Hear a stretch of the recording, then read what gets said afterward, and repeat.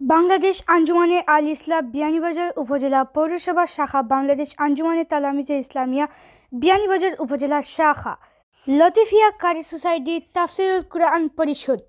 আলোচনা সভা ও ইফতার মাহফিলের আয়োজন করা হয়েছে বিয়ানীবাজার দারুল হাদিস লতিফিয়া মাদ্রাসা প্রাঙ্গণে। একটি ইফতার মাহফিলের আয়োজন করা হয়েছে। উপস্থিত আছেন সিলেট ৬ গোলাপগঞ্জ বিয়ানীবাজারের এমপি অ্যাডভোকেট ইমরান আহমদ চৌধুরী ও উপস্থিত আছেন অ্যাডভোকেট আহমদ রেজা। উক্ত মাহফিলটি অনুষ্ঠিত হয়েছে বিয়ানীবাজার সুপাতলা। এটি একটা আদর্শ প্রতিষ্ঠান। এটি ভবিষ্যতে বিশ্ববিদ্যালয় হয়ে গড়ে উঠবে। বাংলাদেশ আঞ্জুমানে তালামিজে ইসলামিয়া লতিফিয়া কারি সোসাইটি।